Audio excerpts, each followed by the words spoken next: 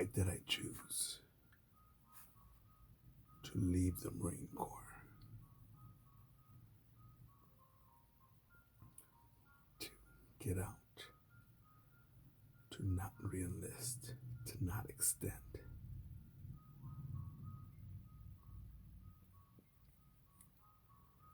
Topic inspired by the show The Selection.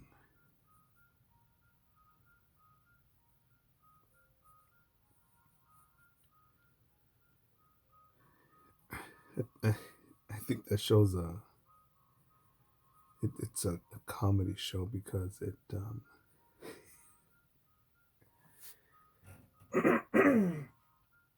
in a self-inflicted, somewhat painful way, the ego is dissolved.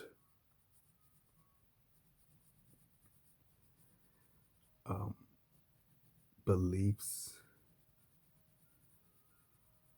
insight, perspective, and knowledge are warped, twisted, replaced, upgraded.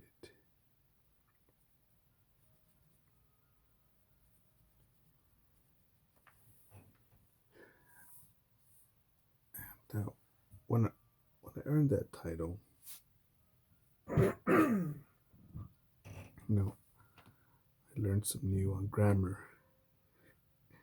Like there's no I in team. You know, I wasn't taught the word. I was taught the example of potential, strength, willpower.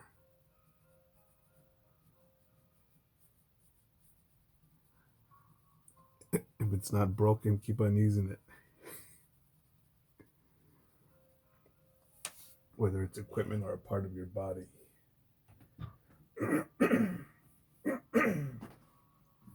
I think that an ice pack or some Motrin can't fix. In theory, uh, yeah, the healthcare in the Marine Corps sucks. Well, all these people that got saved from IEDs and gunshots, and they're better. Uh,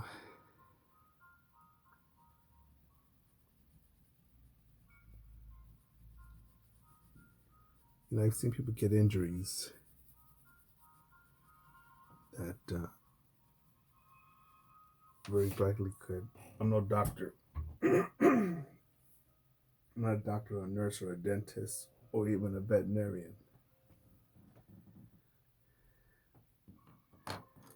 But I've seen injuries where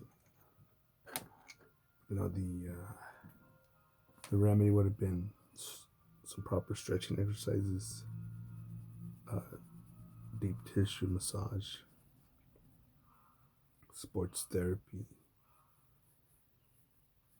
um,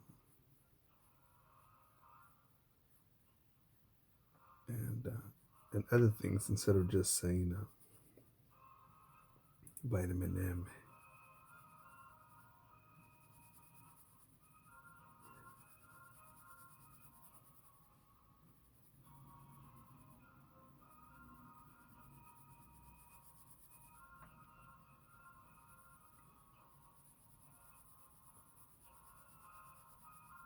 Dental. I'm trying to see if I use dental in there.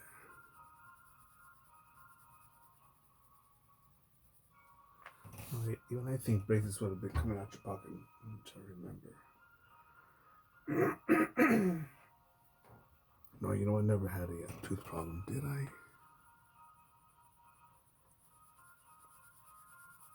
No.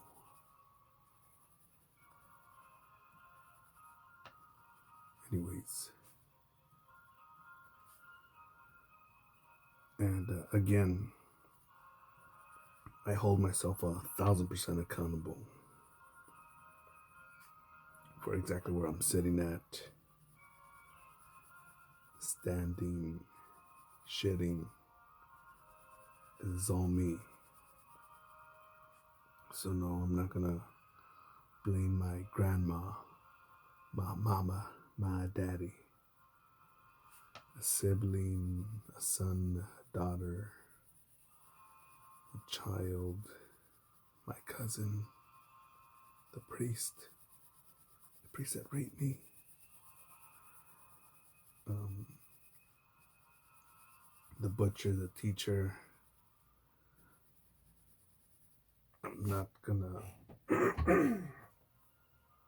um, I'm not gonna blame that according to American standards that I grew up in poverty. Um, but if I look at it worldwide, it's not poverty that I was raised in. Because there are other places that are other places that I've read of and I've been to that are much poorer. So I'm not giving no excuse to myself. But another thing, I think it was Jim Rohn who said,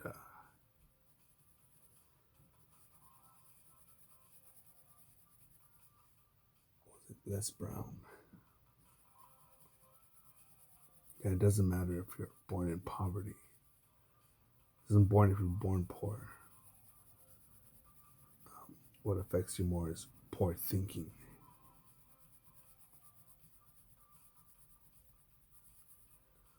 Did I go to an eye doctor there?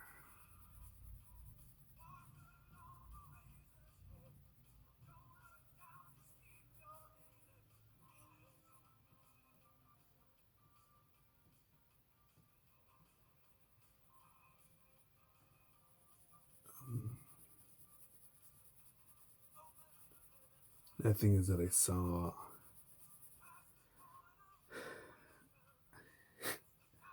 I remember I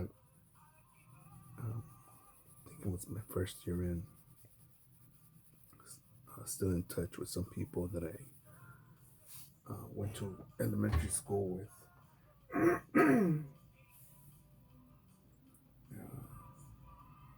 And I saw this one was working at McDonald's. He was a manager.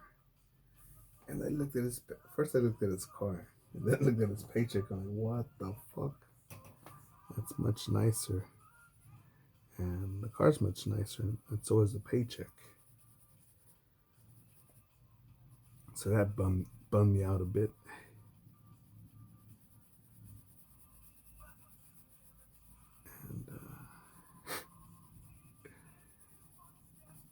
And being from the hood, there were still people that were on welfare that were getting similar to my pay. They were working the system, and I was like, what the fuck? Not exactly close to my pay, not exactly my pay, but close to it. And I thought, well, I better get promoted, find a way to get paid more in the Marine Corps, and and I didn't know that it was through promotion or meritorious promotion, MCIs, becoming an officer,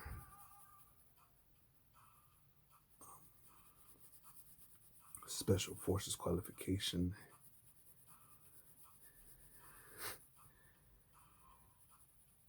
And I learned a lot more about the Marine Corps, about how it works when I got out. But to give you an example as to the vibe that made me decide to get out. I remember one sergeant that we had in there, a 10-year sergeant, about to be a 10-year sergeant. And let me tell you about this. Also, this 7-year gunny, the gunny muffin, that's what we called him behind his back. Even the top called him that. Our master sergeant. Master sergeant was cool. Didn't fuck with you, let you do your own thing.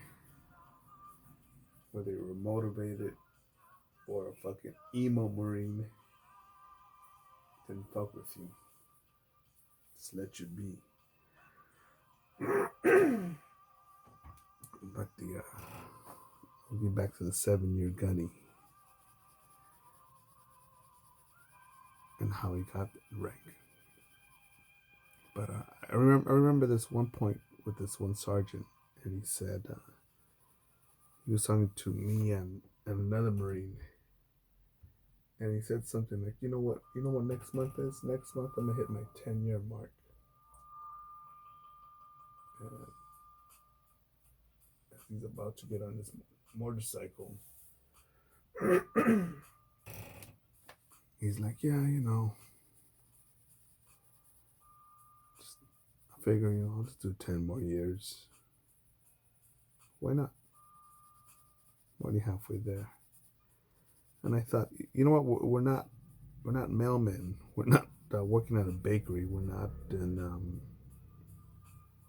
some tango class.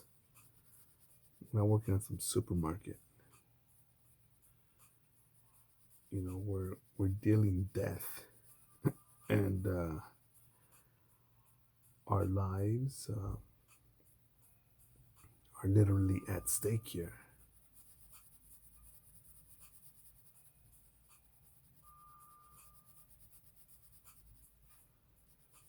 And you're just gonna say, yeah, you know what? I'm already halfway there, 10 years. And as I was thinking about this video, I thought, how could that bother me? And I remember seeing before I joined the movie Platoon, and I liked that coward from that actor, the one that acts that comes on the TV show Scrubs, one of the doctors. He was in that movie Platoon, but he's a real piece of shit. He was kissing the ass of one of the platoon sergeants. And he really, really wanted to go home. Me. I just, I don't want to be here. And again, that was an army movie. But still, man, they're not there to plant vegan gardens or shit like that. They're there to destroy America's enemies and conquer them and drink their blood. But that's what came to mind, because that's a dude that's just like, I just want to do my time and get out of here. So when this sergeant said that,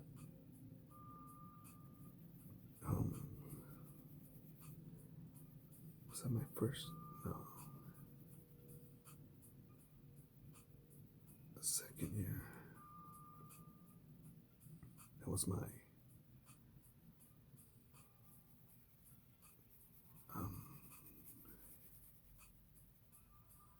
think it was my second year in or third year in. Second. But yeah, this dude said that, and I was like, what the fuck? I thought of that scene, or I remember that sensation that, this dude just sees this as a job, man. And I thought about, I forget what TV show or movie I saw this, but I know I've seen it in more than one, and a cartoon, where shit hits the fan, and I'm trying to think, it's a horror movie, I think. And one of the actors or characters says, "Oh, they don't pay me enough for this shit," and leaves the other motherfucker hanging. This is not what I signed up for.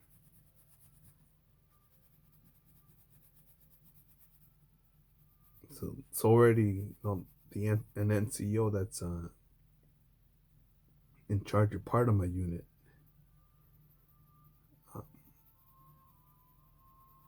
He's that's his feel for it, man. one of my mentors in there, sergeant, a corporal. They knew how to work the gear, our gear, where shit was at. Even our fucking, even if we had fucking a fucking proper toilet brush to where every fucking swinging dick was at. What operations or things were getting done. And our gunny, who was our gunny, I don't know what staff NCO billet, filled it in. 7-year gunny. Earned gunny from recruiting duty. And the sergeant that I was talking about, he earned sergeant from serving around the world, man.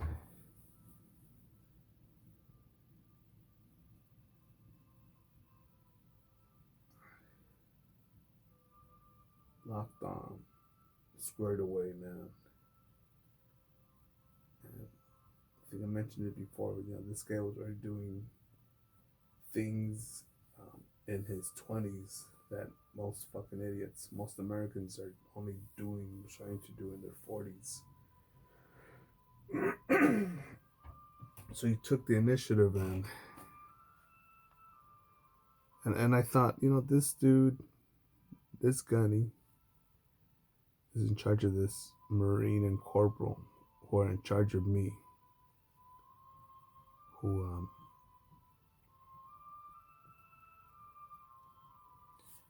And this gunny's in charge only because he was able to tell people, hey, want to sign up, sign here. Want to join the Marine Corps, sign here. I wouldn't be talking shit if he had earned that gunny through in the drill field, or even some of the asshole MCT instructors. And my MCT instructors were fucking assholes. I didn't feel pride with them.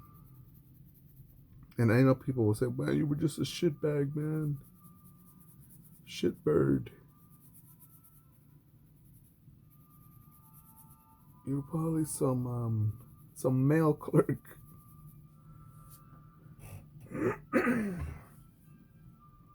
Who did it work with? Who did it serve with? Which NBC units? Which Navy SEALs? Recon, Force Recon.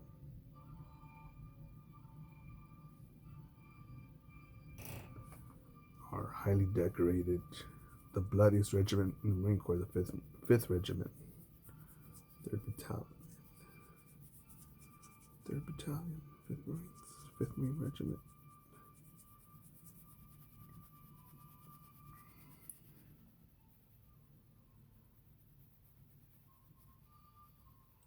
Saw the little cool things. Some things I can't speak about. Top secret CIA secret handshake stuff. No, just stuff that it's classified. And I saw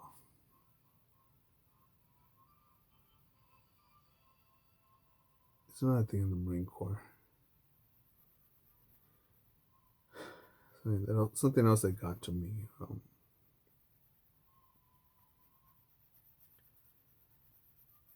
The Marine Corps put me for a while on the East Coast.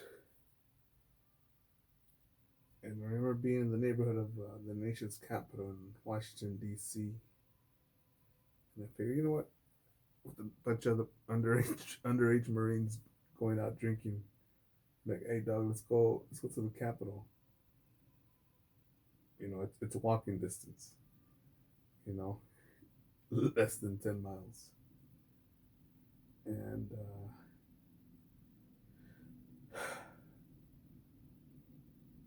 I could literally see the Capitol building, whatever that shit's called, the dome one. And maybe a football field and a half distance away from where I was standing. And I remember seeing all the homeless, man. Again, I'm already a U.S. Marine, man. And I'm thinking, really, this is what I'm preserving here, huh? All these Republicans, Democrats, Libertarians that are for the people, by the people, of the people.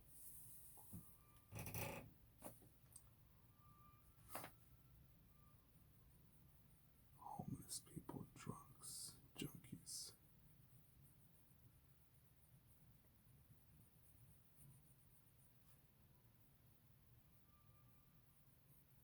So and me, I was again, look, I hold myself 1,000% accountable for exactly where I'm at, where I'm standing or sitting or shitting. Whether I got a big fat diabetic bank account, piggy bank, or a skinny anemic uh, piggy bank with anorexia that's anemic and has butthole cancer. I designed it. There are factors that I take into consideration.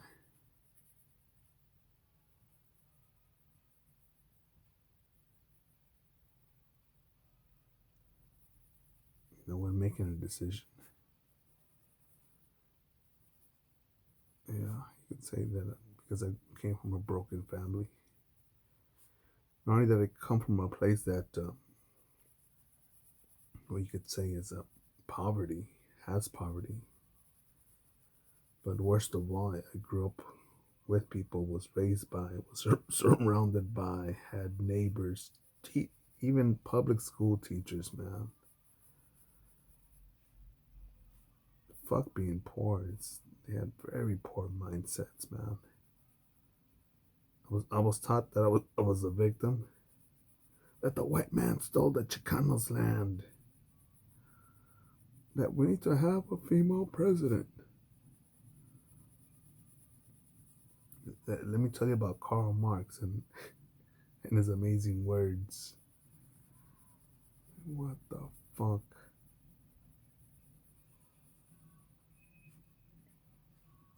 And when my chance to sign my DD 214 came up, just being around nasty people coming from a nasty environment. Again, not just a poor environment, but a poor thinking environment.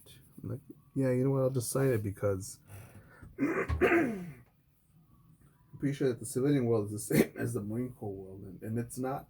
It is definitely not. Again, when I'm out here, when there are dudes, so-called men, so-called men, um, and they're literally taller than me, literally over a foot taller than me, more muscle mass on them, more reach, better jump, better looking. In some cases, a nicer car than me. In some cases, a nicer cars than me. They talk. Just a quick example. One of them talks that customer service is hell. My feet hurt. I need a break. Again, I've mentioned how I've operated by myself. Not just another city or another state, but another country overseas by myself with just my Google Maps amongst bandits and venomous snakes on foot, getting blisters, a ring of blisters on my feet. I don't know that was possible. And all in 127-degree weather. maybe I woke up late that day. Started working from sunrise to a little after midnight, probably close to 1 a.m. And still worked the rest of the week like that on my own schedule, on my chosen schedule.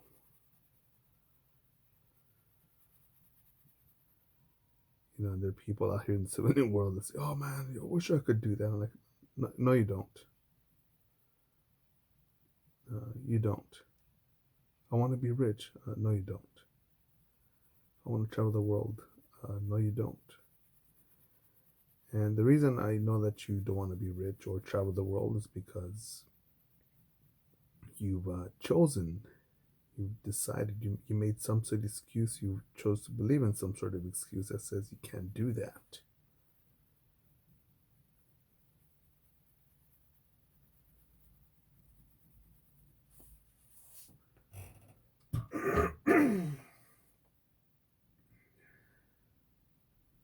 So why did I get out poor thinking on my behalf? It was not a lot of poor thinking, and the Marine Corps again. I said it is like I'll say that it's like a washing machine. How does a washing machine work? It soaks the clothing, fills it with water, add the detergent, washes, rinse, washes, spins, washes, spins, rinses, spins, in some cases, the second rinse. And I think the Marine Corps washed away a bunch of fucking stupid shit that I used to believe. It slowly started to dissolve. When I used to think, man, that motherfucker, my friend has a cool ass car, man. Oh, look at that, just paycheck. Eventually, when I met motherfuckers with badass SRB service record books, I mean, amazing shit. Shit that affected the world. Shit that affected world politics. I'm trying to talk because that motherfucker was a bad motherfucker. I started questioning life, existence. What's next? What's my role? What can I do from here?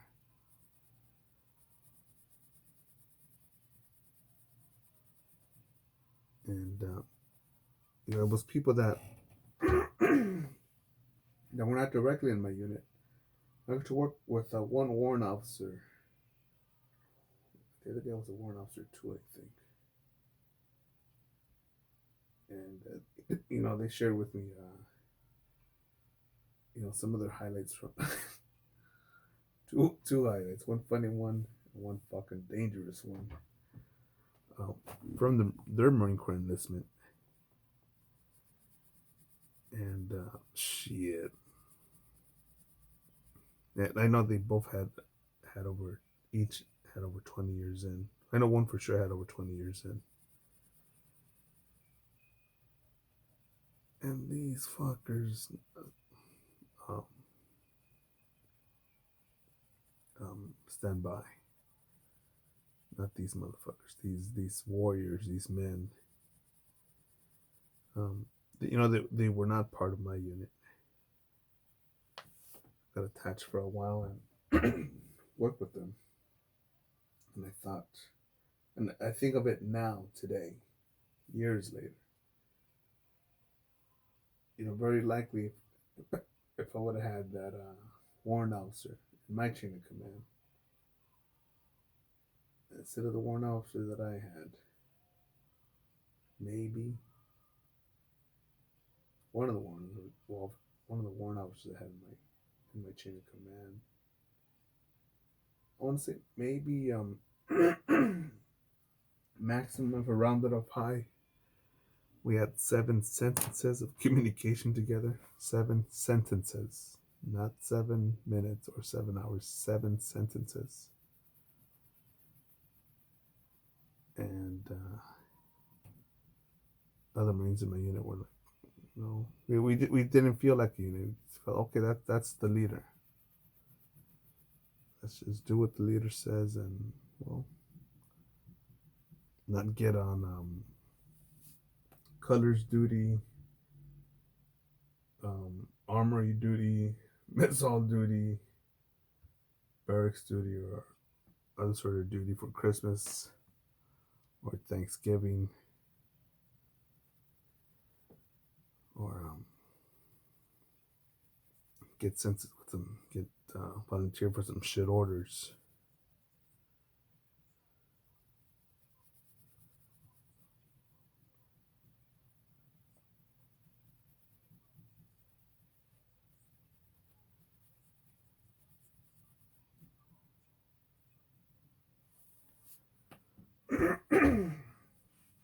I think it's easy for anyone to.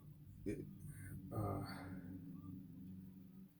trying to think, even if I would have had a fucking super duper laid back, easy job. Because I learned about, you know, there are base Marines, there are division Marines, and there are wing Marines. Then there are reservists. There's officers and there's enlisted. but by the time I was getting a grasp of it, of what all that shit was, the potential of all those things, what routes, by that my DD 214 came in. Um, finally arrived. Finally gathered all the Dragon Balls. And my DD 214 appeared, and I was like, "Yeah, fuck it, let's sign this shit. Deal." And I remember when I got out, I met another Marine, Sergeant. I don't know that you could enlist and then just extend, which he did. Then he did a B billet. What's a B billet? Never heard of it, right? So where you choose either DI school, MSG duty, or recruiting duty. And he chose the MSG duty.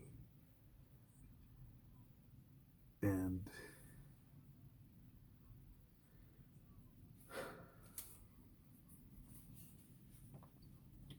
he saw the world.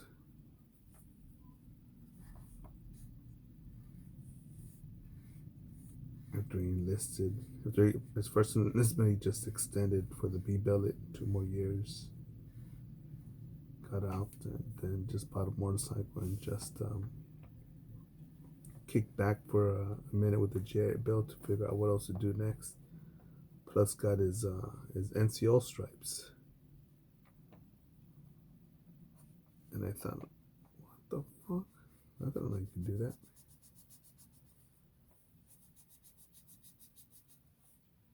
And other Marines doing MCIs to get promoted had heard of them. Didn't know how effective they were to get promoted. And I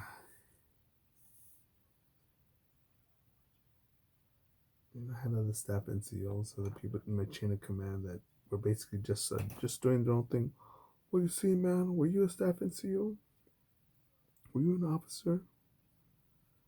How do you know what was going on? Hmm.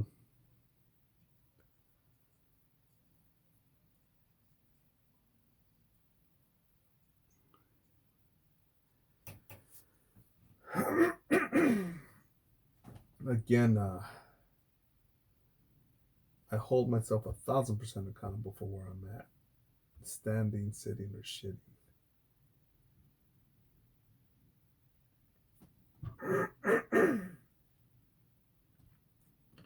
So I don't want to make it sound like, oh, boys, someone should have told me this. No, I'm telling you how I goofed and how I was trained to goof by some goofy motherfuckers. And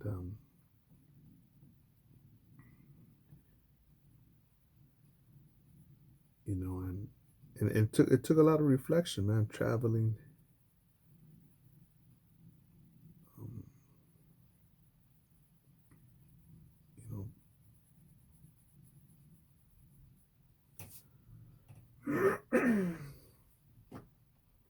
working in different fields, seeking my potential. I'm failing, man.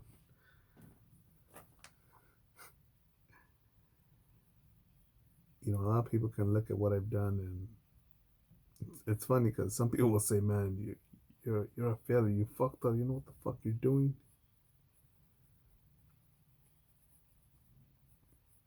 You need to get a real job that has a 401k, an office job, get married, and buy a house. And again, on that, you know, I'll tell you about this other fucking idiot who bought a house. I remember him. I'm pretty sure he didn't want to buy a house in a very fucked up neighborhood. That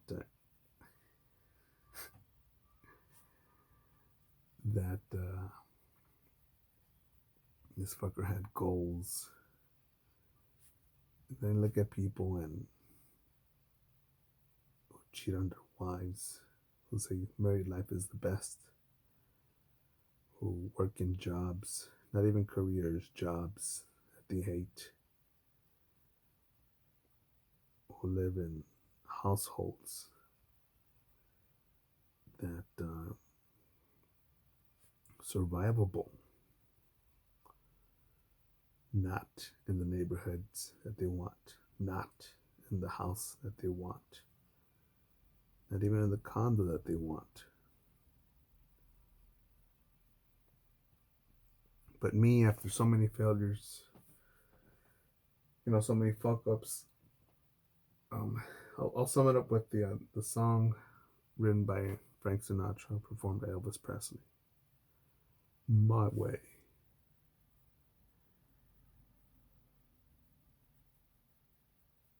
That's right. Put that in the background. Play that.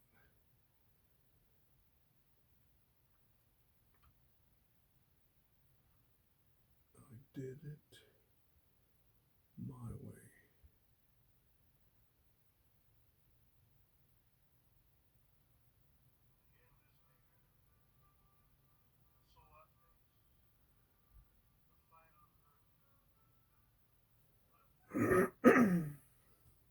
So written by Frank Sinatra, and I like Elvis Presley's performance on it.